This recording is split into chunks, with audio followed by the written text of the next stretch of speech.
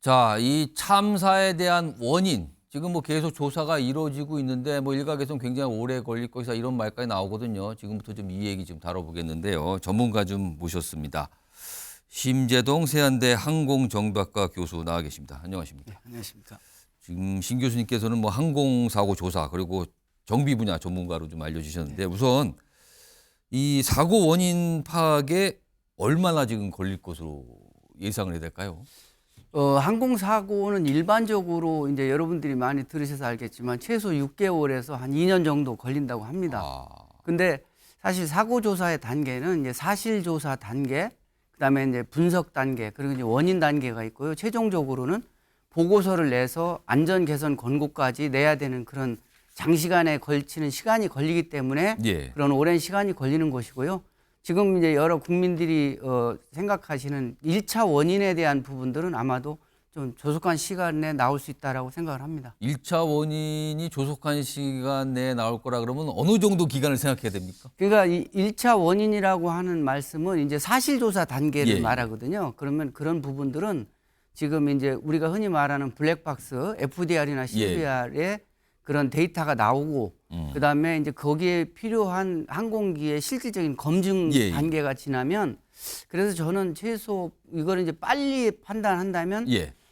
한 3개월에서 6개월 정도면 충분히 나올 수 있지 않을까 가장 빠르면 생각합니다. 3개월 정도 예상을 하면 되겠네. 알겠습니다. 개인적인로 생각을 하는 지금 부분입니다. 저 설명을 해주시기 위해서 지금 심재동 교수께서 이 네, 제주항공 이 모형을 갖고 나오셨어요. 일단 이 비행기 모형 갖고 와서 이제 자세한 설명을 좀 해줄 예정인데 우선 지금 많은 분들이 오늘도 이 말씀을 많이 하셨어요. 이 무안국제공항의 활주로 끝에 설치된 외벽 앞에 설치된 이 둔덕 얘기가 참 많은데 일단 화면으로 그 둔덕 좀 정리 좀 해봤습니다. 네. 이렇게 돼 있어요. 지금 활주로가 있죠. 물론 저 활주로가 이 사고 여기 역방향으로 동시에 착륙을 한 건데 끝에 보면 외벽 앞에 여기 보시면 뭐 정식 명칭은 방위각 시설 로컬라이저예요. 근데 이 방위각 시설을 받치고 있는 둔덕이거든요. 근데 이게 흙으로 만든 둔덕 위에 콘크리트 위에 상판이 있고 또 안에도 콘크리트로 기초가 돼 있다. 이렇게 좀 알려지고 있잖아요. 이게 이거와 충돌을 해서 지금 더 사고가 커진 거 아니냐. 지금 이런 모습입니다. 이런 모습이요. 지금 이 둔덕 높이, 이 구조물만 2m고 위에 로컬라이저라는 이 장치가 2m, 4m거든요. 근데 지금 충돌을 이쪽으로 한 거거든요. 그리고 나서 또 외벽에 부닥쳤어요. 콘크리트 덩어리인 겁니다. 지금 이 상황이요. 자, 이와 관련된 설명들이 좀 나왔습니다. 들어보겠습니다.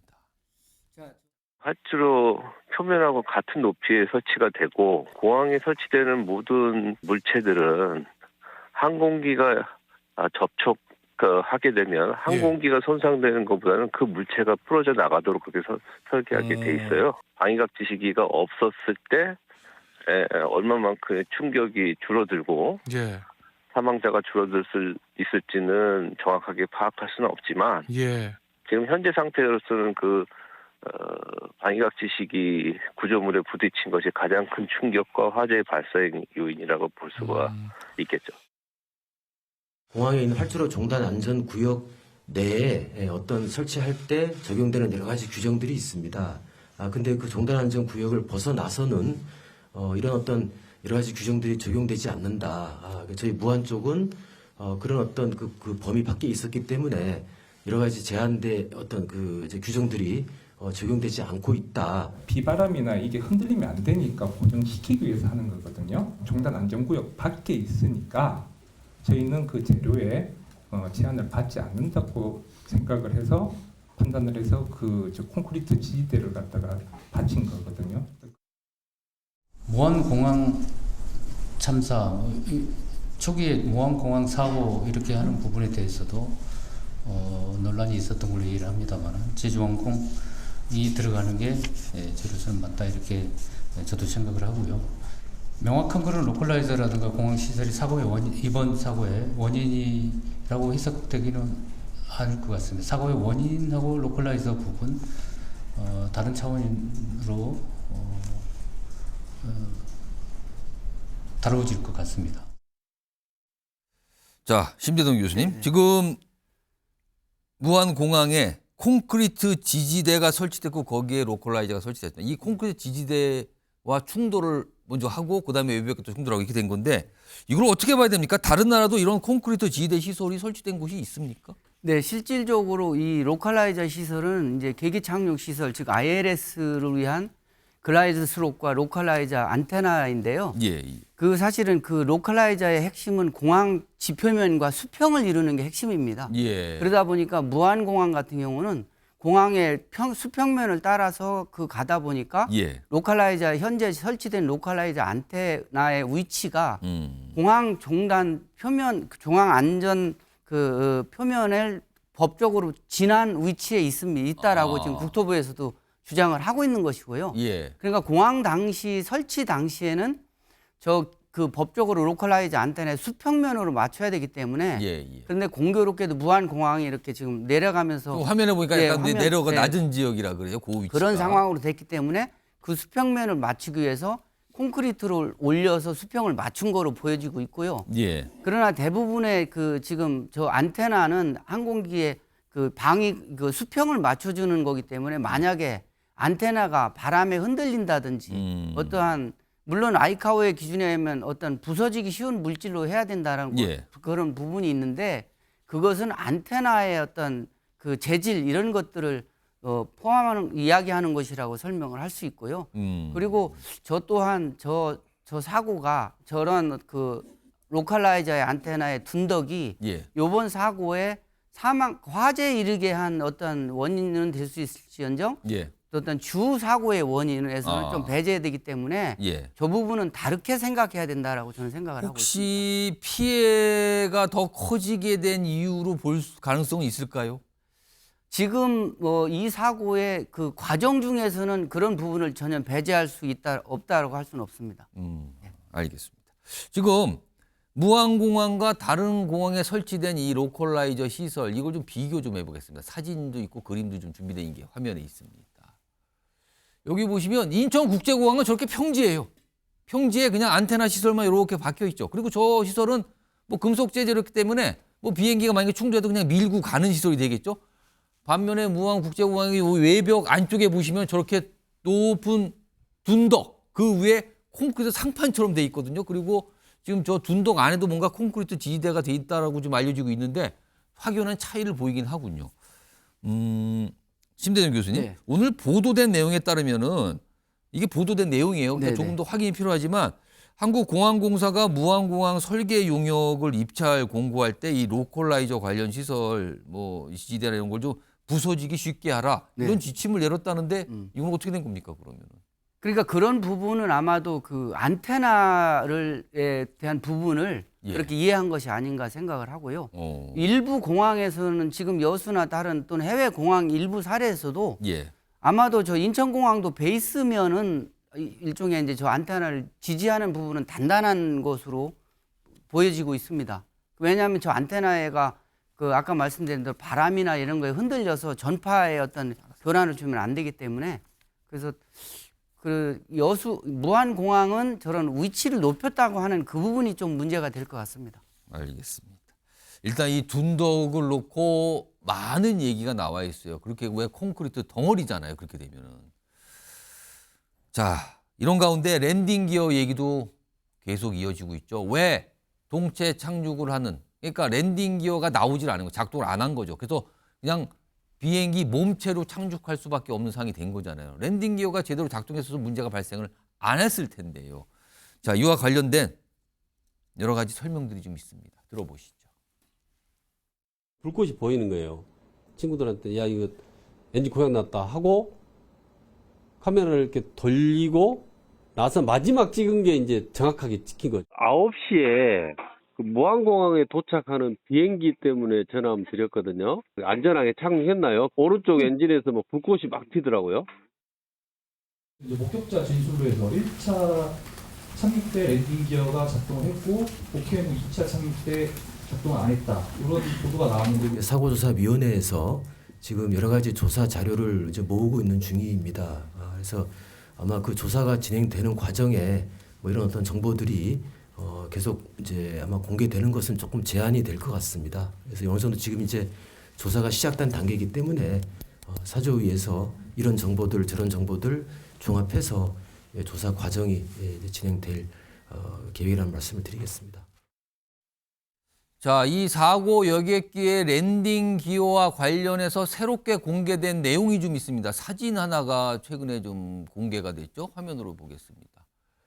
여기 보시면요. 지금 옆에는 이 비상 착륙을 하는 그 과정을 보이고 있잖아요. 2차 착륙. 그리고 원래는 1차 착륙을 시도했어요. 지금 보면은 1차 착륙 시도라고 먼저 비행기가 보이죠. 그리고 약간 짧게 선회를 한 뒤에 역방향으로 2차 착륙을 동체 착륙을 한 거잖아요. 근데 1차 착륙 시도 때 여기 사진에 보시면 비행기 몸체가 보이죠. 그리고 동그라미 보면 앞쪽에 랜딩 기어가 내려 있는 게 확연히 보입니다. 지금요. 앞쪽에 랜딩 기어 나와 있어요. 그렇다면은 날개 쪽에 랜딩 기어는 지금 그림자에 가려서 안 보이긴 하지만 나온 걸로 추정이 되거든요. 앞쪽은 랜딩 기어가 작동을 했습니다. 나와 있습니다. 자, 그런데 어떤 이유로 비행기가 착륙을 하지 못했고 그리고 2차 착륙 때는 랜딩 기어가 작동을 하지 않은 건가 지금 목격자가 분이 계신데 1차 착륙 시도 때 바퀴가 정상적으로 내려와 있는 것을 눈으로 똑똑히 봤다. 저런 사진도 지금 알려지고 있는 겁니다. 심재동 네. 교수님. 일단 이게 어떻게 된 일로 추정이 됩니까? 일단 모형을 좀 갖고 나오셨는데 네. 뭐 설명 좀 해주시죠. 지금 뭐 여러분들 아시다시피 전방 노스 랜딩 기어는 요 부분에 있고요. 메인 랜딩 기어는 요 엔진에 있는 동체 부분 예. 요 부분에 두 개가 달려 있습니다. 아. 근데 이제 항공기가 착륙하는 과정에서 랜딩 기어는 언제쯤 나오냐면 예. 공항으로부터 약 한 7마일, 8마일 지점, 고도가 약 한 2,500에서 3,000m 정도에서 랜딩 기어를 내려서 예. 접근을 시도합니다. 오. 만약에 자, 카메라 쪽에 요 비행기 바닥 쪽을 살짝만 네. 보여주세요. 이렇게 되면 그거 네, 설명해 네. 주시죠. 만약에 이 랜딩 기어가 1차 접근 때 안 나왔다면 항공기는 1차 랜딩 착륙 시도조차 안 했겠죠. 아. 네. 그러니까 1차 때 고라운드 할 때까지는 그런 어떤 비상 조치가 없었기 때문에 그러니까 착륙 시도가 이제 정상적으로 뭔가 작용을 하고 있었다는 정상적으로 했다라고 판단하는 게 옳습니다. 예. 아마도. 그리고 사진에서도 지금 노스 랜딩 기어가 당연히 확연히 보이기 거죠. 때문에 이게 이제 앞에 있는 랜딩 네, 네, 기어죠. 그렇습니다. 앞부분에 있는. 네, 예. 그렇기 때문에 분명히 랜딩 기어는 나왔을 것이고요. 그러면 항공기가 이제 착륙을 하다 착륙 실패가 되면 예. 빨리 다시 고도 상승 고도를 잡아야 됩니다. 그렇게 되면 항공기가 랜딩 기어가 나와 있는 상태에서는 항공기의 저항이 있기 때문에 이게 속도가 올라가질 않습니다. 그래서 바로 랜딩 기어를 다시 기어업을 합니다. 들어가게 되는 거죠. 반드시 넣어야 예. 됩니다. 그럼 기어업 상태에서 원래 항공기는 그 190도 방향으로 자기 오돈 방향으로 돌아가는 과정을 했을 겁니다. 예. 10도 방향인가요? 예. 그 방향으로 다시 해양을 해야 되는 과정인데 예. 그 순간에 약 한 2분 차이로 어떠한 원인에 의해서인지 모르지만 항공기는 급하게 착륙 과정을 했거든요. 그러니까 그 사이에 네. 무슨 일이 생긴 그 사이에 거가. 우리가 모르는 아마도 그 이제 두 가지인데요. 예. 하나는 랜딩 기어가 안 나온 건 팩트지 않습니까? 예. 그런데 하나는 이제 그러면 작동을 안 했거나 예. 어떤 긴박한 상황에서 조종사가 레버를 못 올렸거나 아니면 또 지금 여러 가지로 이야기하고 있는 올렸는데 기계적인 어떤 문제점에서 예. 작동이 안 됐거나 예. 이 두 가지 하나로 볼 수 있는데 제가 두 번째 그 작동이 안 됐을 것이다 하는 부분은 기계적으로 굉장히 어렵습니다.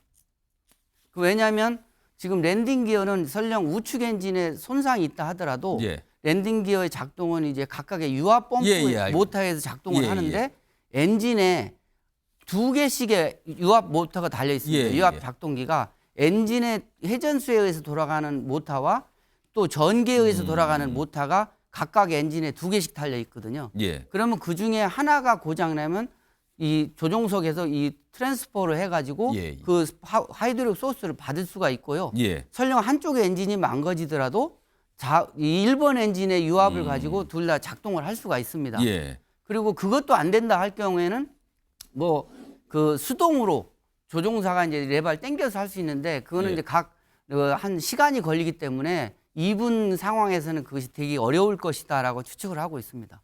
알겠습니다. 1차 착륙 시도 때는 분명히 랜딩 기어가 작동해서 눈에 보였는데 그리고 나서 어떤 문제가 발생한 걸로 보이고 2차 착륙 시도 때는 문제가 발생을 해서 랜딩 기어가 안 나오고 동체 착륙한 상황. 이런 모습까지 지금 확인되고 있는 거예요.